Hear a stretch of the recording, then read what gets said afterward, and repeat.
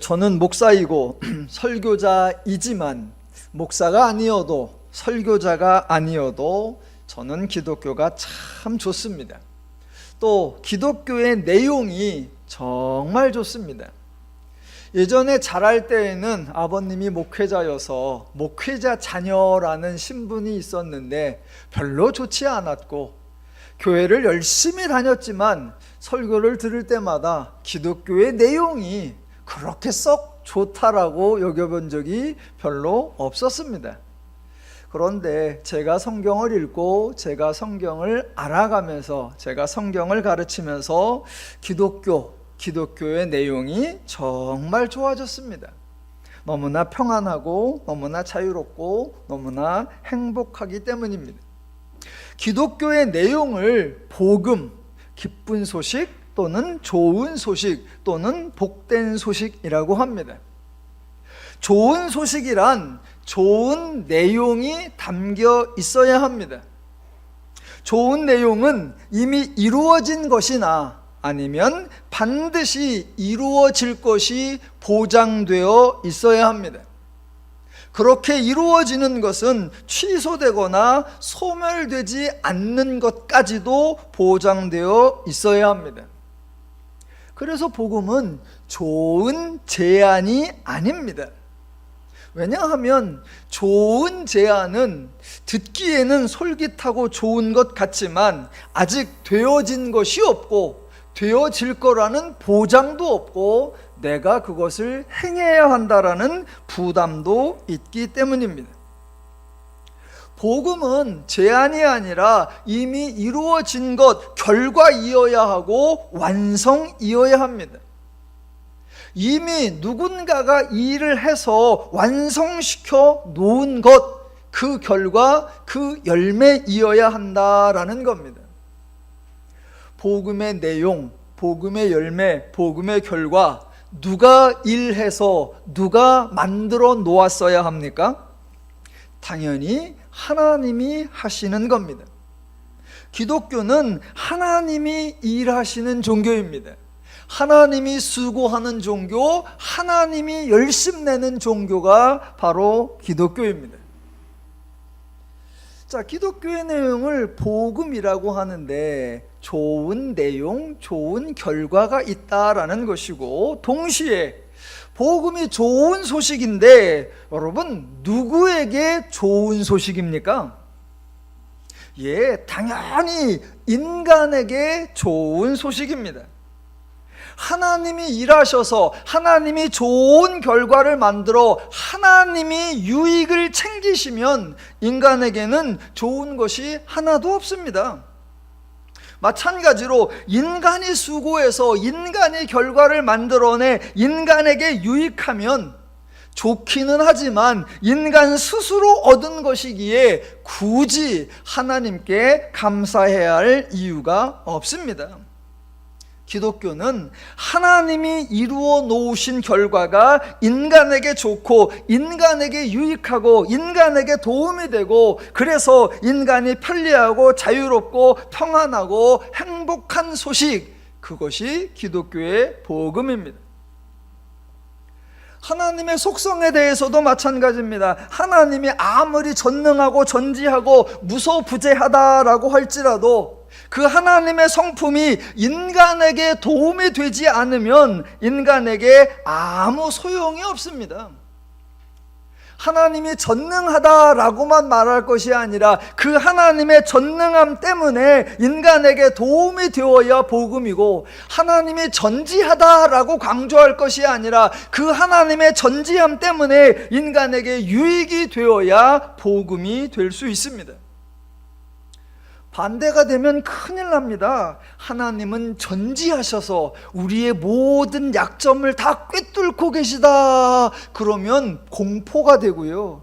하나님은 전능하셔서 인간을 완벽하게 통제하고 관리하신다, 그러면 그것도 인간이 숨막히는 소식입니다. 그래서 기독교의 어떤 표현을 설명할 때 하나님이 주체가 되어서 표현하는 거지만 그것의 대상이 인간에게 연결되는, 동일한 표현에 대하여 하나님에게 어떻게 연결이 되고 인간에게 어떻게 적용이 되는가를 늘 잘 살펴보아야 합니다. 사람들이 성경을 읽어보니까 구약에는 없고 신약에만 있는 표현이 있다라고 하면서 그 중에 가장 대표적인 주장으로 하나님 나라 또는 하늘나라, 한문으로 하면 천국이라는 표현을 주장을 합니다. 하나님 나라. 하나님 나라는 하나님이 통치하시는 나라, 하나님이 다스리시는 나라, 하나님이 왕이신 나라입니다.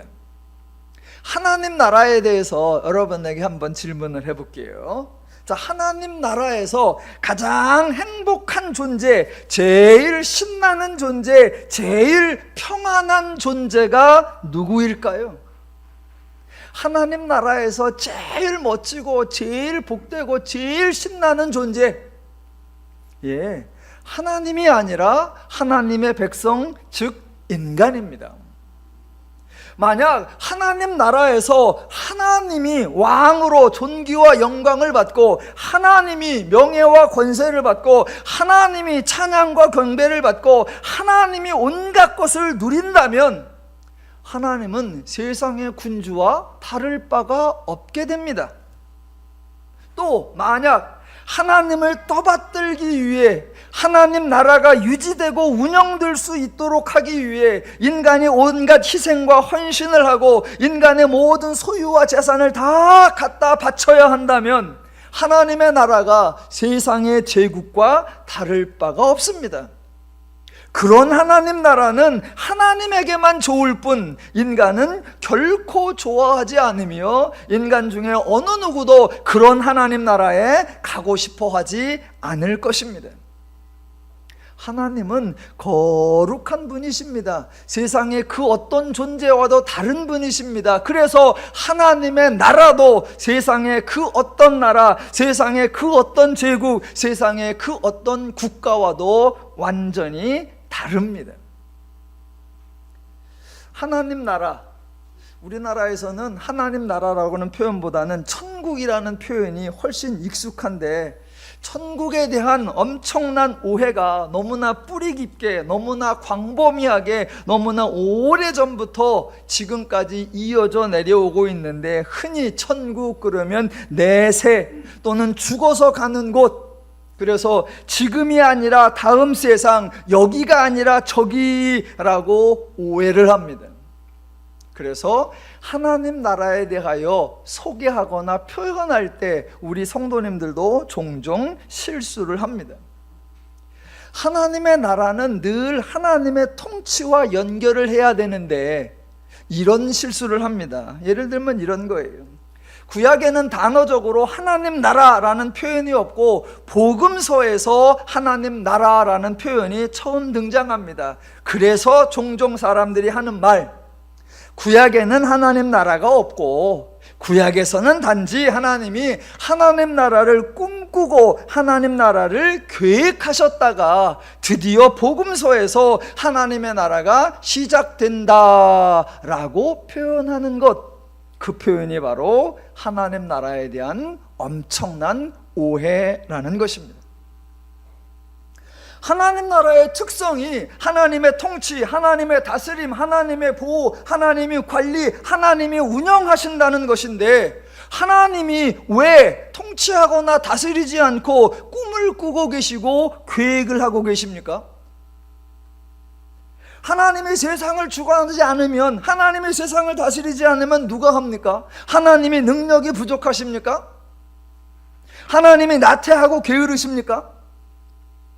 하나님이 아직 하나님 나라를 운영할 실력이 부족해서 지금은 단지 꿈꾸고 계획하시기만 하십니까? 구약시대라고 해서 하나님이 시간적으로나 장소적으로 활동하기에 불편한 점이 있습니까? 하나님을 막아서는 장애물이 있습니까? 없습니다. 하나님은 영원전부터 지금까지 동일하게 계시면서 언제나 세상과 만물을 주관하고 돌보시고 다스리고 계셨습니다. 그렇다면 하나님의 나라도 영원전부터 지금까지 동일하게 존재하고 있는 것입니다. 하나님께서 하나님 나라를 잃어버린 적이 없으시고, 하나님께서 하나님 나라를 벗어난 적이 없으시고, 하나님이 하나님 나라를 포기하거나 내다버린 적이 없습니다. 구약이라고 해서 하나님이 하나님 나라를 계획하고 꿈꾸고 구상하고 계실 이유가 없습니다. 구약도 이미 하나님 나라입니다. 구약에도 하나님이 존재하셨고, 하나님이 역사하셨고, 하나님이 통치, 보호, 관리하셨기 때문에 구약도 이미 하나님의 나라입니다. 유사한 오해로 복음서에서 예수님께서 오셔서 이 땅에 계실 때 하나님 나라를 소망하셨다라고 표현하기도 합니다. 아니요. 예수님은 하나님 나라를 소망하신 것이 아니라 하나님 나라를 임하게 하셨고, 하나님 나라를 이루셨고, 하나님 나라를 펼치셨습니다. 하나님이 육신을 입고 강림하셔서 예수 그리스도로 오셨는데, 그 예수님께서 하나님 나라를 소망하신 거라면 하나님 나라에 오신 것이 아니라 어느 나라에 오셨다는 겁니까? 예수님이 통치하고 돌보시고 다스리는 나라에 하나님의 말씀대로 하나님의 때에 하나님의 방법에 따라 오신 것입니다. 그렇게 오신 예수가 하나님의 성품과 원리와 마음과 가치와 다르게 행동하셨습니까? 아니요. 예수님은 하나님과 똑같이 하나님과 동일하게 행동하셨습니다. 또 예수님이 하나님의 백성을 방치하고 내팽개치고 소홀히 하고 무관하게 행동하셨습니까? 아니요. 예수님은 하나님과 똑같이 백성을 사랑하셨고, 하나님과 똑같이 백성의 필요를 채워주셨고, 백성의 모든 문제를 해결해 주셨습니다. 그래서 구약이나 복음서나 하나님 나라로서 부족함이 없었고, 하나님께서 하나님의 책임과 역할을 방관하신 적이 없습니다. 영원전부터 하나님 나라는 지금까지 언제나 하나님 나라였고 언제나 존재하고 있습니다. 그래서 구약이 이미 하나님의 나라였고 복음서가 이미 하나님의 나라였습니다. 그런데 안타깝게도 모두 다 하나님 나라를 시간적으로는 미래형으로 바꾸어 놓고 장소적으로는 모두 이곳이 아닌 저곳으로 바꾸어 놓았습니다. 그렇다면 하나님은 지금 아무것도 안 하고 계십니까? 지금은 하나님의 나라가 아닙니까? 제가 지금 복음이라는 주제와 하나님 나라라는 주제를 언급하고 있는데, 그 이유는 인간의 문제에 대하여 마치 하나님에게 그 문제의 원인이 있는 듯한 오해를 바로 잡아야 한다라는 겁니다. 마치 하나님이 아직 하나님 나라를 완성하지 않았기 때문에 우리에게 문제가 있고, 마치 하나님이 아직 복음을 다 이루어내지 못했기 때문에 우리에게 문제가 있는 것처럼 착각한단 말입니다. 그렇지 않습니다. 정반대입니다. 하나님은 언제나 하나님의 나라를 통치하고 계시고, 하나님은 이미 복음을 완성해 놓으셨습니다. 하나님 때문이 아니라 인간이, 죄인이 하나님의 마음과 심정과 원리로 행하면 되는데, 그 대신 죄의 기준과 가치와 원리와 방법과 능력을 따르기 때문에 하나님이 통치하시는 하나님 나라를 누리지 못하고, 하나님이 완성하여 선물로 주신 복음을 인간 때문에, 죄인 때문에 누리고 있지 못하다라는 것입니다. 하나님의 말씀은 복음서에서만 복음이 아니라 언제나 하나님 말씀은 인간에게 복음입니다. 구약에서도 하나님 말씀은 복음이고, 구약 내에서 민수기에서도 하나님의 말씀은 복음입니다.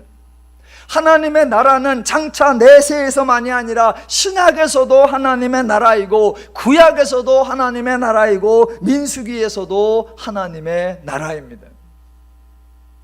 하나님 나라 그러면 여러분이 하나님 나라는 이런 곳이야 라고 상상하는, 아마 가지고 계신 하나님 나라에 대한 이미지가 있을 겁니다. 한번 잘 생각해 보시기 바랍니다. 자, 민수기에서 이스라엘 백성이 광야에 있습니다.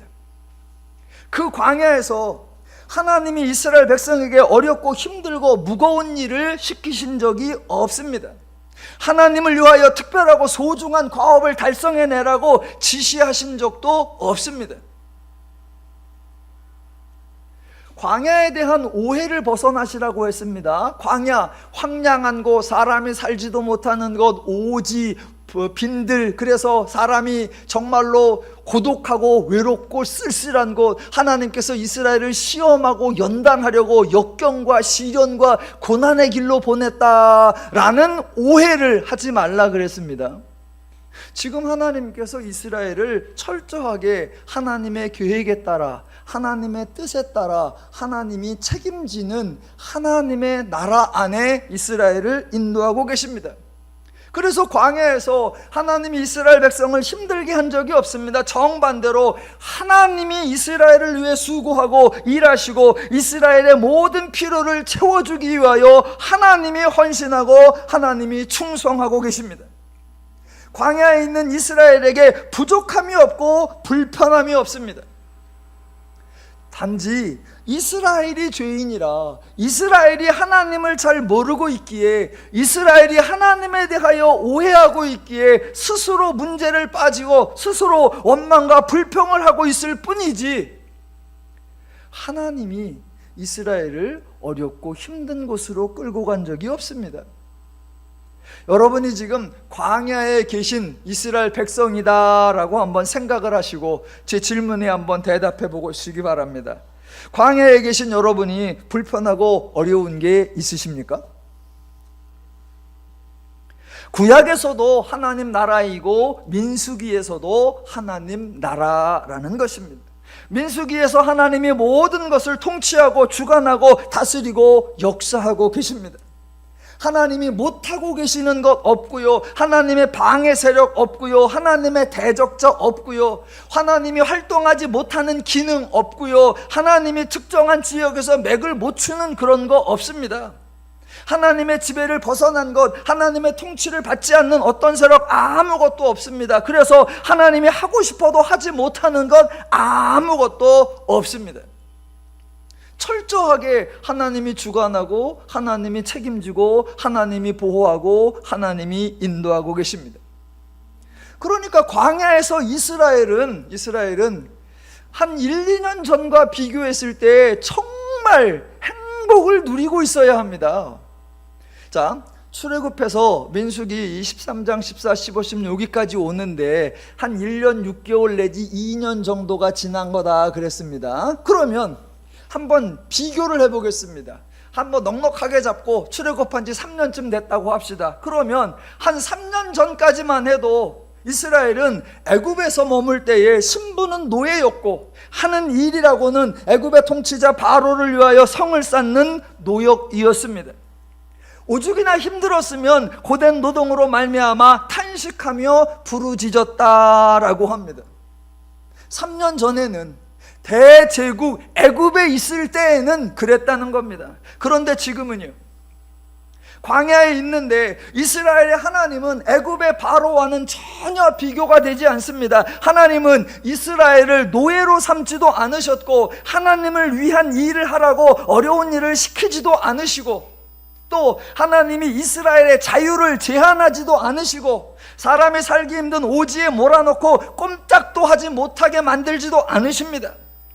애굽에서는 인도해 내셨고 적과 꿀이 흐르는 가나안 땅이라는 구체적 목적지를 향해 가고 있고, 먹을 것이 부족함이 없고 길을 잃어 방황하지도 않고 추위나 더위 때문에 생고생을 하지도 않고 외적의 침입에 무방비로 당하고 있지도 않습니다. 광야에 계신 여러분, 뭐 불편한 거 계세요? 여기는 하나님의 나라라고 하기에는 없는 게 너무 많아. 광야를 하나님의 나라라고 표현하기에는 너무나 부적절해. 뭐가요? 또 하나님은 광야에서 이스라엘을 어떻게 대해주고 계십니까? 목사님이 아무리 그래도 민수기를, 광야를 하나님 나라라고 표현하는 것은 너무나 과한 것 같습니다 라고 생각할 수 있습니다. 절대로 그렇지 않습니다. 민수기를 하나님의 나라라고 표현하는 이유, 하나님의 통치, 하나님이 인간을 대하시는 원리, 하나님과 인간과 관계를 맺으시고 함께 행하시는 원리가 언제나 동일하다라는 겁니다. 좀 전에 제가 여러분에게 하나님 나라라고 하면 여러분이 생각하는 이미지를 질문했었습니다. 그럼 두 번째, 하나님 나라에서 하나님은 이런 분이다라고 아마 생각하고 계신 게 있을 겁니다.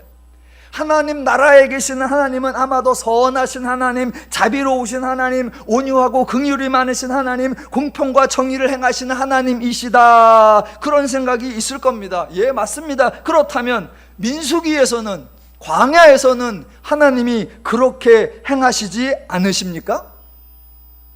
광야에서는 하나님이 선하지 않으십니까? 출애굽하여 가나안으로 가는 여정에서는 하나님이 자비롭지 않고 온유하지 않고 긍휼이 많지 않으십니까? 하나님이 공평과 정의를 행하시지 않으십니까? 또 하나님 나라에 계시는 하나님은 죄인을 불쌍히 여기시고 연약한 자를 도우시고 인간이 평안과 행복을 누릴 수 있도록 책임지시는 분이시잖아요. 그렇게 생각하신다면 하나님은 광야에서는 죄인을 불쌍히 여기지 않으십니까? 민수기에서는 연약하고 부족한 자를 도와주지 않으셨습니까? 이스라엘이 행복과 평안을 누릴 수 있도록 책임을 지지 않으십니까? 하나님 별명이 신실하신 하나님이십니다. 하나님은 에덴에서도 인간을 도와주시며 인간을 축복하셨고, 그 인간이 죄인이 되었을지라도 동일하게 그들을 사랑하시고, 애굽에서 곤고에 있을 때 그들을 사랑하시고, 출애굽하여 광야에 있을 때 그들을 사랑하시고, 이후에 사사기에서도 여전히 그들을 사랑하시고, 왕정시대에도 여전히 그들을 사랑하시고, 복음서 시대의 모든 죄인을 사랑하시고, 오늘날도 모든 인간을 사랑하십니다. 하나님이 통치를 안 하시거나, 하나님이 주관을 안 하시거나, 하나님이 보호를 안 하시거나, 하나님이 하나님 나라를 완성하지 않으셨거나, 하나님이 복음을 이루어 놓지 않아서 인간이 문제가 생기는 게 아니라는 겁니다. 하나님의 나라는 태초로부터 지금까지, 더 먼저 영원부터 지금까지 언제나 동일하게 유지되고 있고, 하나님의 복음도 언제나 인간에게 복된 소식으로 주어져 있습니다. 다만 인간이 죄의 기준으로 생각하고 판단하고, 죄의 마음과 죄의 심정과 죄의 가치와 죄의 원리로 행동하기 때문에 그 하나님 나라, 그 복음을 누리지 못하고 있다라는 겁니다. 제가 민수기를 상고하면서 매주 서론이 좀 길게 언급되고 있습니다. 왜냐하면 이 전체적인 안목을 바로잡지 않으면 성경 본문의 자세한 얘기들이 대부분 오해가 될 것입니다. 자, 민수기에 대한 가장 대표적인 오해, 광야 생활에 대한 가장 대표적인 오해가 뭐냐? 바로 이겁니다. 이스라엘이 광야에서 하나님에게 불순종해서 하나님이 그 불순종한 사람들을 가나안에 들어가지 못하게 했다라는 오해. 이스라엘이 하나님의 뜻을 거역해서 하나님이 그들을 징계와 형벌을 내려 죽여버리셨다라는 오해입니다. 과연 그러냐라는 겁니다. 제가 누누이 반복해 드렸는데, 만약 그렇다면 광야에서 살아남은 사람들은 하나님에게 순종했느냐라는 겁니다. 가나안에 들어간 사람들은 하나님의 뜻을 잘 따랐고 오직 하나님의 말씀대로만 살았느냐라는 겁니다. 저 여러분은 여호수아서의 이야기를 알고 있습니다. 이스라엘 백성들이 가나안 내 정복하는 전쟁을 하는 동안에 하나님 말씀에 불순종하여 전쟁에서 패하기도 하고, 계속해서 하나님의 뜻과 어그러지는 불순종에 관한 이야기.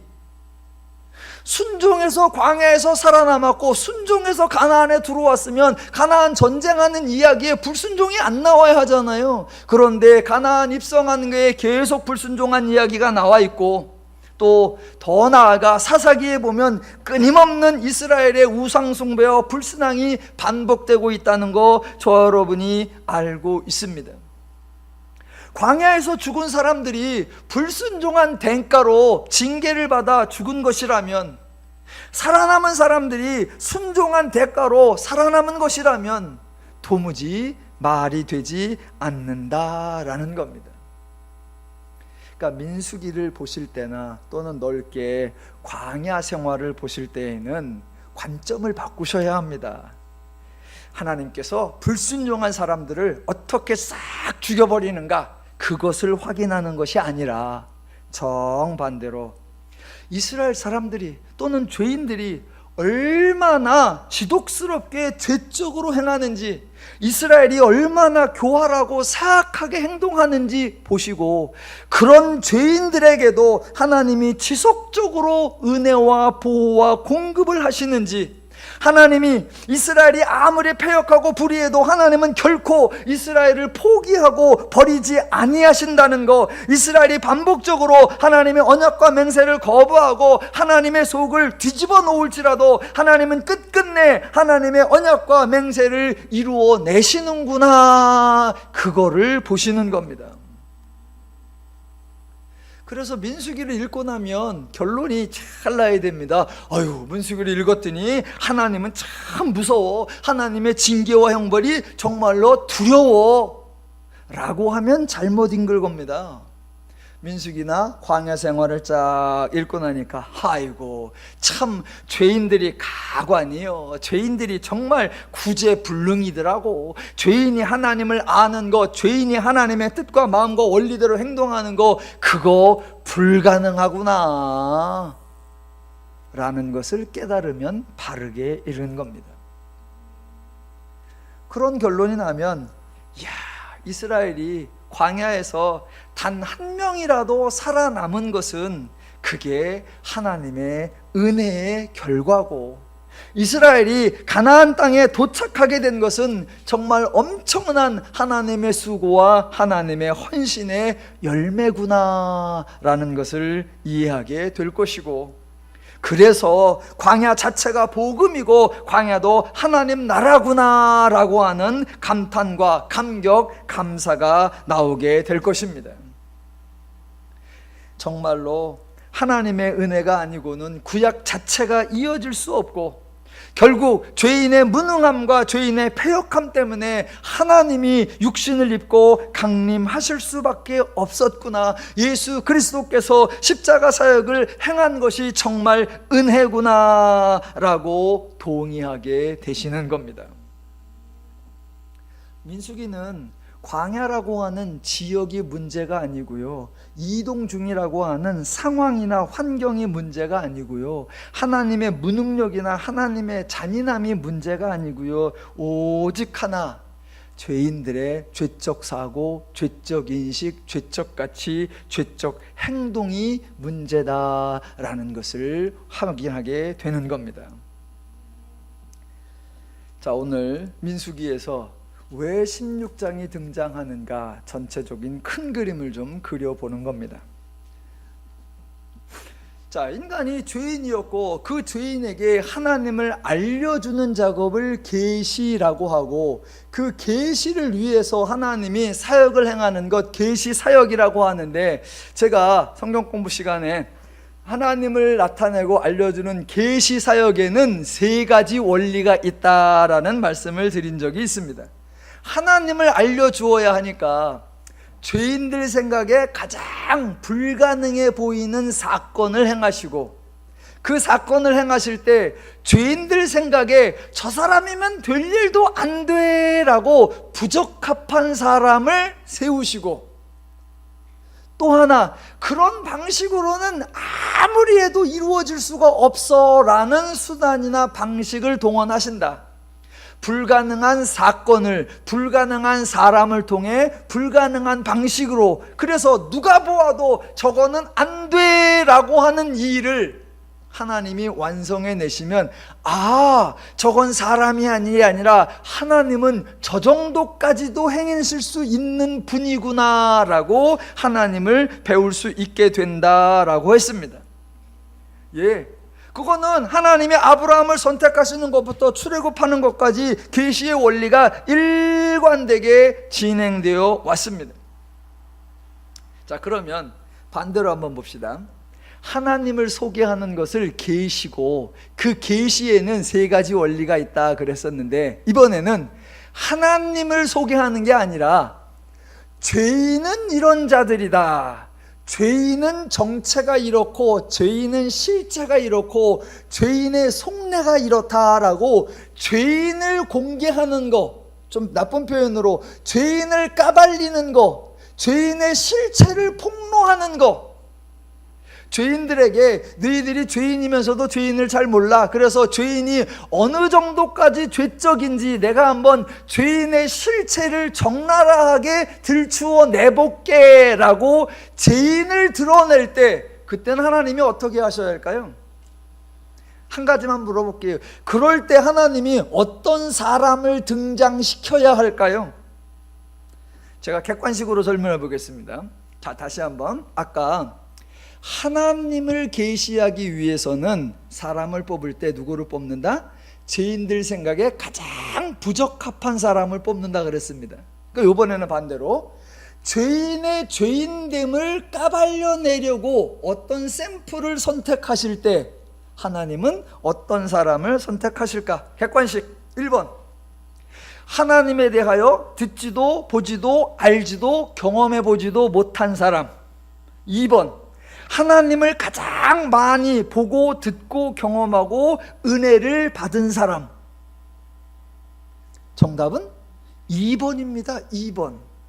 좀 표현을 바꿔볼게요.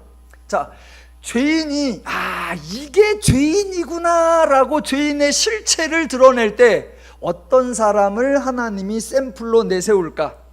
1번, 딱 봐도, 누가 봐도 딱 봐도 죄인 같아서 저 사람 곧 배신할 것 같아, 저 사람 비열해, 저 사람 교활해 라는 게 딱 봐도 눈에 보이는 사람. 2번, 보기에는 전혀 그럴 것 같지 않은 사람, 정말 신실하고 배려적이고 타인을 잘 존중할 것처럼 보이는 사람. 정답은 2번입니다. 2번.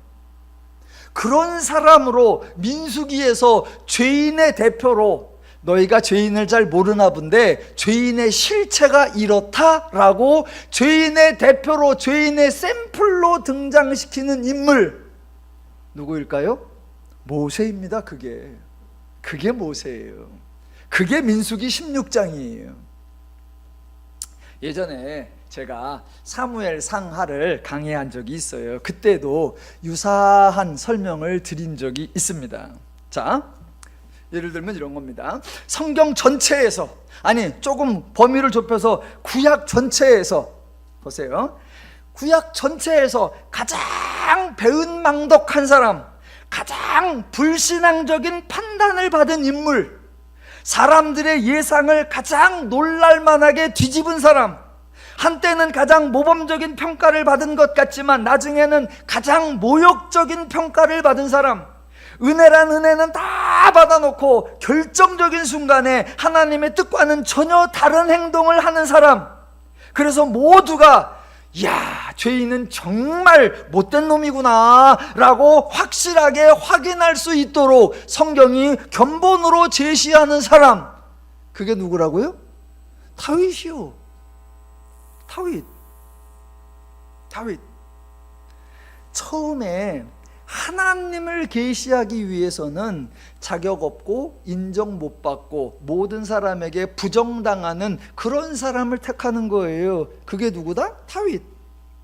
그래서 그런 다윗을 불러서 하나님이 역사에서 은혜를 주어서 왕으로 만들어 놓아요.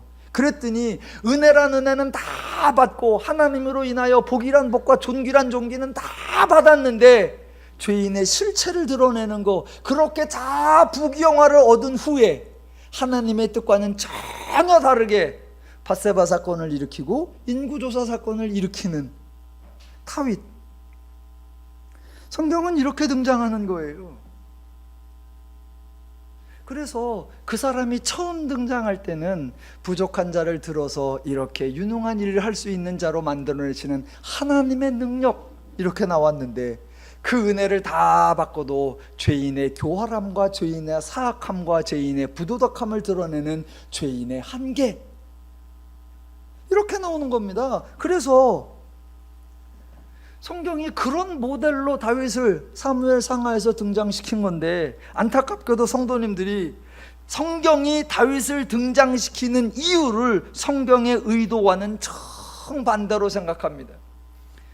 성경은 다윗을 신앙의 모델로 제시하는 것이 아니고 우리가 닮아야 할 믿음의 선배로 소개하는 것이 아닙니다. 하나님도 반할 만한 사람, 하나님이 당연히 마음 놓고 쓰실 만한 인물, 어디에 넣어도 부족함이 없는 사람으로 다윗을 강조하는 것이 아닙니다. 구약의 모든 인간은 죄인이기에 그런 사람이란 애초에 존재하지 않습니다. 성경을 얼마나 오해하는지 제 위에 선배님들 중에서는 조금 유명하다, 조금 교회 좀 크게 했다 하는 분들은 다 이름을 바꿨어요. 그래서 무슨 데이비드, 무슨 다윗. 제 위에 선배님들만 그런 줄 알았어요. 그랬더니 제 후배들 중에 요새 이제 한참 뜬다고 하는 사람, 언론에 좀 등장하고 방송에 좀 등장한다고 하는 사람 이름을 막 바꿔. 데이비드 다윗 성경에 대한 엄청난 오해입니다. 만약에 다윗이 하나님 마음에 합하고 인생 내내 신실하게 하나님을 섬기고 우리 신앙의 모범이요 모델이 될 만하다면, 구약에 그런 인물이 등장할 수 있다면 복음서에서 예수님이 오실 이유가 없습니다.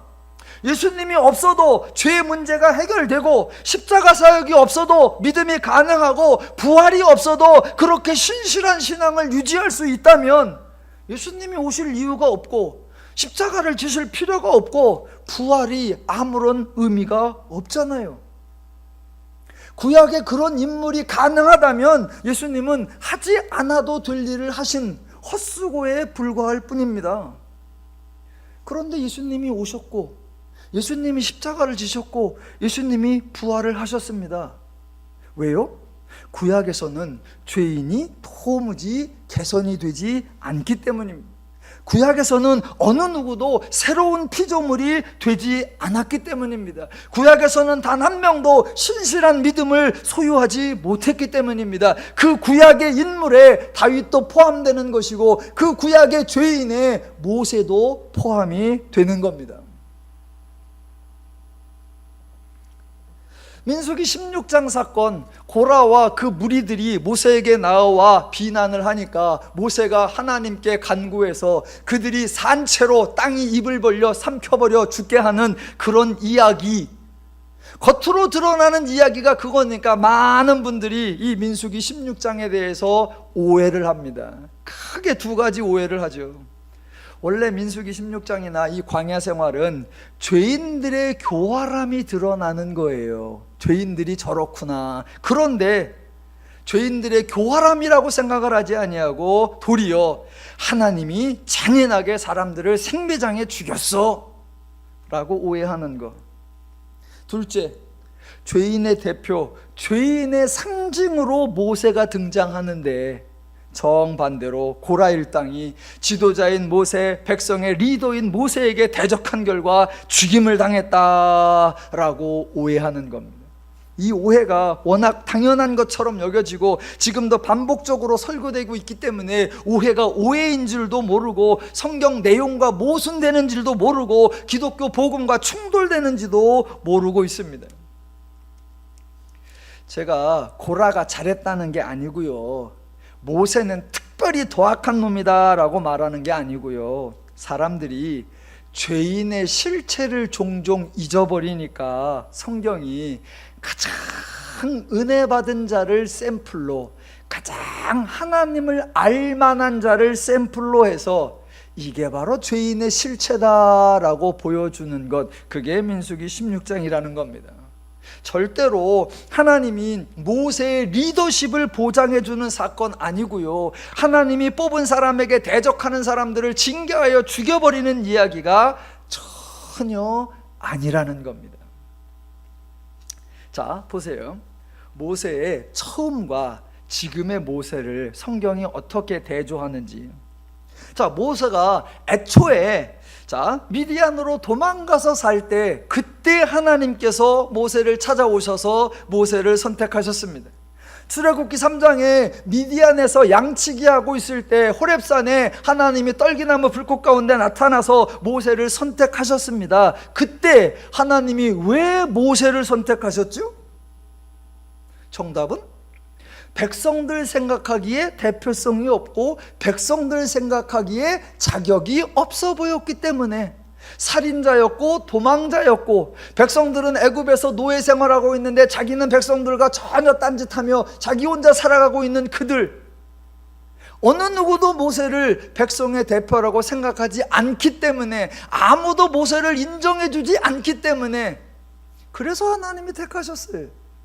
모세 스스로도 자기는 말을 할 줄 모른다, 내가 가면은 하나님이 나를 보냈다고 백성들이 믿어주지 않을 거다, 제발 보낼 만한 벌을 보내라 라고 말했었습니다. 예, 그때 하나님이 그런 모세를 택한 거였어요. 왜? 하나님을 드러내기 위해서. 그런 모세를 데리고도 출애굽이 가능하고, 그런 모세를 데리고도 광야를 이동할 수 있다, 하나님을 보여주기 위해서.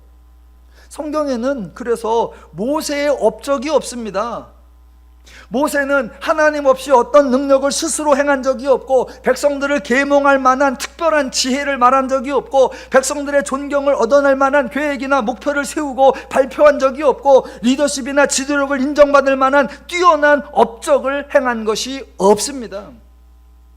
모세는 그저 하나님이 가라 하라 그러니까 안 간다고 하다 더 이상 발뺌을 못하니까 왔고, 하나님이 말하라 그러면 가서 말하고, 하나님이 손을 들어라 그러면 들고, 내려라 그러면 내리고, 가라 그러면 가고, 하나님이 하신 것 외에 모세는 아무것도 한 것이 없습니다.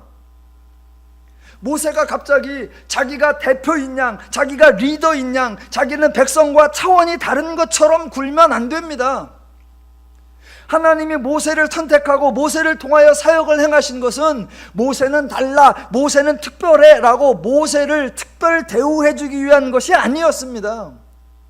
너희들 보기에 저 모세 갖고는 안 되겠지, 너희들 보기에 저 늙은이 갖고는 안 되겠지, 너희들 보기에 저 살인자나 저 도망자 가지고는 택도 없겠지, 그런데 내가 하면 된다 라는 걸 보여주기 위해서 모세를 택했고, 모세를 통해 하나님이 일하셨던 것, 그것뿐입니다. 그런데 민수기 16장에서 모세는 전혀 다른 모습, 전혀 다른 태도, 전혀 다른 행동을 보이고 있다라는 겁니다. 마치 자기는 당연히 대표인 듯, 하나님이 선택한 특별한 사람인 것처럼, 아무도 자기에게 도전해서도 안 되고 비난해서도 안 되는 신분이요 존재인 것처럼 행동하더라는 겁니다. 왜요? 왜 그러면 안 되죠? 여러분, 이스라엘 백성들은요 하나님에게도 원망과 불평을 쏟아놓았고요, 죄인들은요 하나님의 뜻도 거슬렀고 하나님과 대적하기도 했었습니다. 죄인들이 그렇게 하나님에게 원망과 불평과 대적을 할 때 하나님은 다 받아주셨어요. 죄인들의 막무가내적 태도와도 불구하고 하나님은 신실하게 먹이고 인도하고 보호하고 돌보고 책임지고 계셨습니다.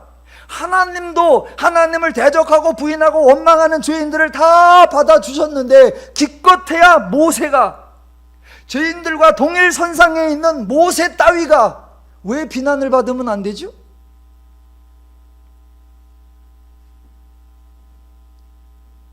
아니, 하나님도 백성의 비난과 원망과 저주와 불평을 다 받으셨는데 왜 모세한테는 그러면 안 돼요? 모세는 하나님보다 더 나아요? 자, 지금까지 죄인들이 보여주는 일반적인 행동은 모세가 아니어도 죄인들이 충분히 보여줬어요. 출애굽하는 순간부터 지금까지 사사건건마다 너무나 뻔뻔하고 너무나 무례하고 너무나 싸가지 없이 불평, 대적, 원망하는 얘기, 죄인들의 일반적인, 누가 봐도 아유 저놈 나쁜 놈이라고 할 만한 그런 죄적인 모습은, 죄인들의 후한무치한 태도는 충분히 보여주었습니다. 모세도 그 정도 차원의 죄인의 모습을 보여주려면 굳이 모세 사건이 등장할 이유가 없습니다. 그런데 모세 사건이 등장하는 이유는 와, 저런 사람도? 아, 저 정도? 와, 죄인은 저런 거야? 라고 어느 누구도 예상치 못한, 죄인이면서도 죄인의 실체를 자꾸 놓쳐버리는 그 죄인의 본색을, 가장 비열한 죄인의 밑바닥을 딱 보여주기 위해서 민수기 16장에 등장하는 겁니다. 죄인들에게서 보여줄 수 없었던, 죄인들 중에 가장 극악한, 가장 비열한, 가장 야비한 죄인들의 가장 본질적 속내, 모세가 보여준 그 죄인의 실체가 과연 무엇일까요? 그것은 바로 모세가 자신의 명분을 지키기 위해, 상대방을 곤고하게 만들기 위해 하나님을 악용하기까지 하더라라는 겁니다.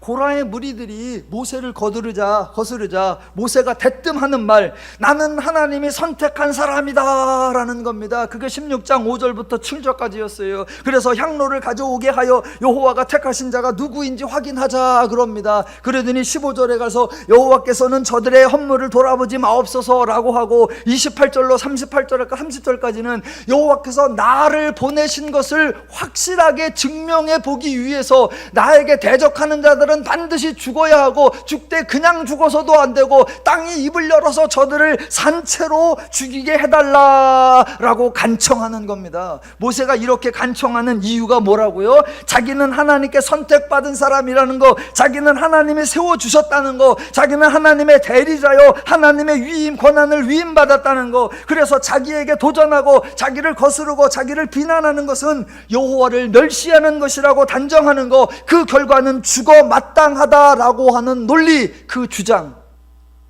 여러분, 이거 참으로 무섭고 잔인하고 살벌한 이야기입니다. 그런데 모세의 이런 태도가 모세에게만 있습니까? 광야에서만 있습니까?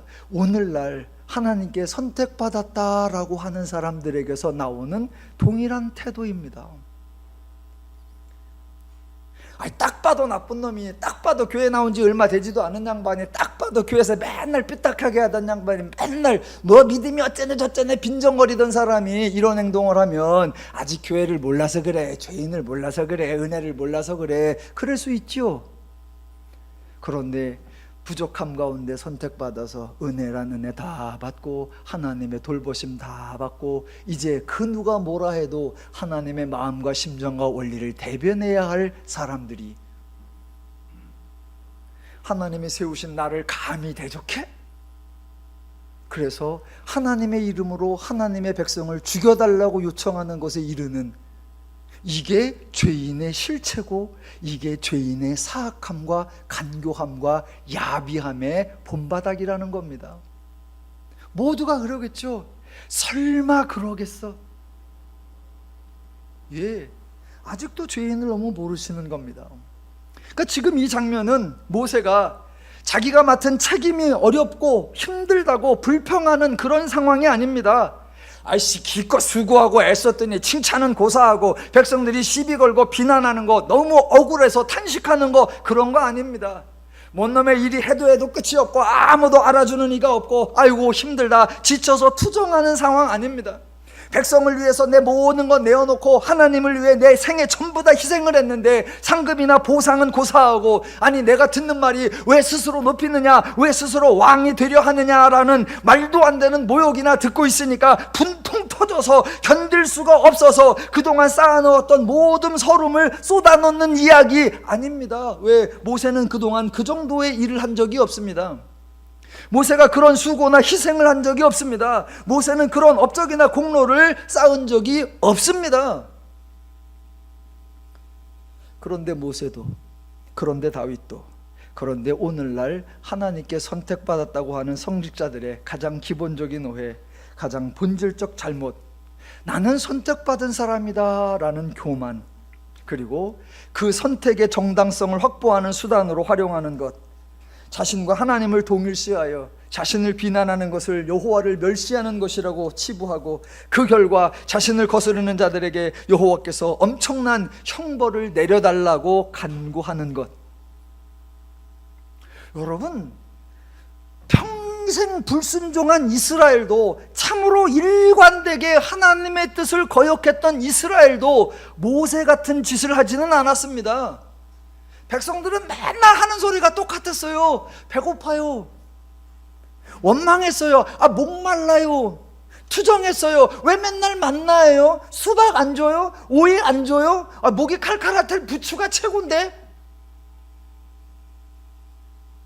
기껏해야 그 정도였어요.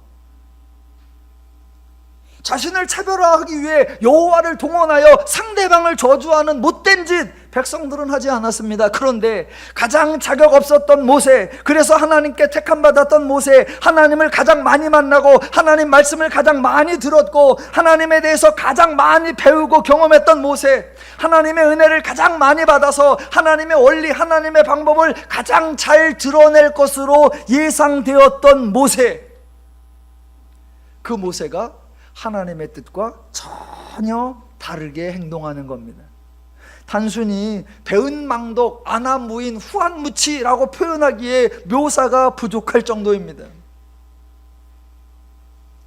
제가 모세를 오늘 완전히 매장시키는 게 아니라 죄인은 그렇구나, 죄인은 그렇구나, 은혜 안 받은 죄인이 그렇다면 은혜를 안 받아서 그래 라고 치부할 수 있는데, 죄인은 저렇게 은혜를 받아놓고도 자기 유익 앞에 돌변할 수 있는 게 저게 죄인이구나. 하나님 빼놓고는 목동에서 지가 무슨 제도로 왕이 되고 지가 무슨 제도로 부귀영화를 얻을 수 있는가 그래 놓고도 하나님의 뜻을 과감하게 거슬러 버릴 수 있는, 이게 죄인이구나. 이게 죄인이구나. 죄인은 정말로 뼛속까지 죄인이고, 그래서 예수님이 오셔야만 했구나. 십자가를 지셔야만 했구나. 예수와의 강림과 십자가와 부활이 없었다면 도무지 구제불능이었구나. 거기서만 끝나나요? 이제 마지막 한 달락 남았습니다. 구약이 그렇게 지독한 죄인의 실체를 드러낸다면, 그것을 증명해 준다면, 이제 신약에서는 그 죄에서 구원받은 성도, 죄의 원리와 방식 대신에 하나님의 원리와 방식을 알고 실천하는 성도, 새로운 피조물 된 성도의 모습을 증명해 주는 겁니다. 죄인의 대표적 상징으로서의 모세나 다윗과 정반대로 성도됨의 상징으로서 우리에게 제시되는 모델, 누구일까요? 예를 들면 바울 같은 사람이죠. 바울은 모세와는 달리 사회에서 아주 잘 나가던 사람이었습니다. 세상에서도, 유대교에서도 모든 사람들에게 인정받는 사람, 자격이 있는 사람, 준비된 사람, 모든 면에서 부족함이 없던 사람이었습니다. 그랬던 바울이 그 당시에 가장 멸시받는 종교, 가장 천대받는 종교, 모든 곳에서 모든 사람에게서 반대받는 종교인 기독교의 사도로 부름을 받았습니다. 모세와는 반대로 바울은 정말 열심히 사역했습니다. 모세에게서는 볼 수 없는 희생과 헌신과 충성을 다 쏟아냈습니다. 그럼에도 불구하고 바울은 감옥에 갇히고 매를 맞고 보상은 고사하고 도리어 온갖 어려움과 분통 터질 일을 수도 없이 당했습니다. 인신공격도 날마다 당했습니다. 바울, 너는 예수님 살아계실 때 예수님과 동행해 본 적이 없잖아. 너는 예수님을 직접 만나거나 음성을 들어본 적도 없잖아. 편지를 보니까 그럭저럭 쓸만한 것 같은데 직접 만나보니까 말이 왜 이렇게 대대해? 또 표정은 왜 그래? 안질이요? 왜 맨날 눈에서는 눈꺼풀이 뚝뚝 떨어지고? 이래?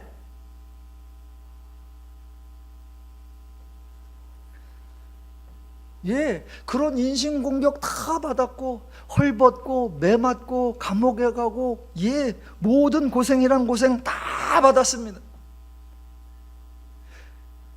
바울도 분명 하나님께 선택받은 사람이었는데, 그런 백성의 거스름, 사람들의 반대, 오진 고난, 그런 거 받을 때 바울은 어떻게 반응합니까?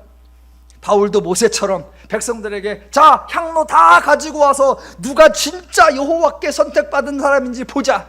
3년간 보았다며 들었다는 게 그따위냐? 난 안 보고도 이렇게 잘한다. 누가 진짜인지 한번 확인해보자. 그렇게 할까요? 아니요. 나도 여호와께 택함 받은 사람인데 나를 반대하는 것은 여호와를 멸시하는 거야 라고 주장할까요? 아니요. 사람들이 바울을 그렇게 비난하고 그렇게 거스를 때에 바울이 보인 정답은 내가 죄인 중에 괴순이라 였습니다. 예, 내가 죄인 중에 괴순이라.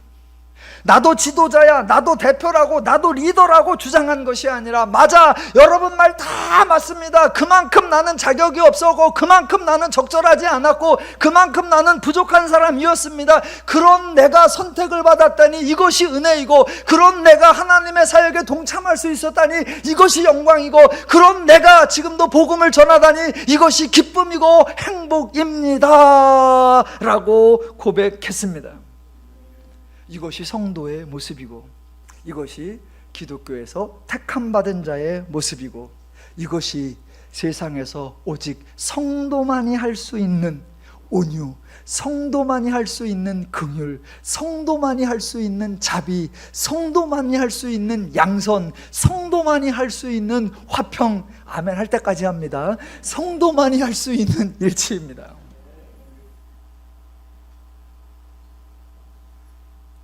그래서 구약에서는 그렇게 은혜를 받아놓고도 죄 문제가 해결되지 않으니까 모세처럼 다윗처럼 저렇게 하는구나.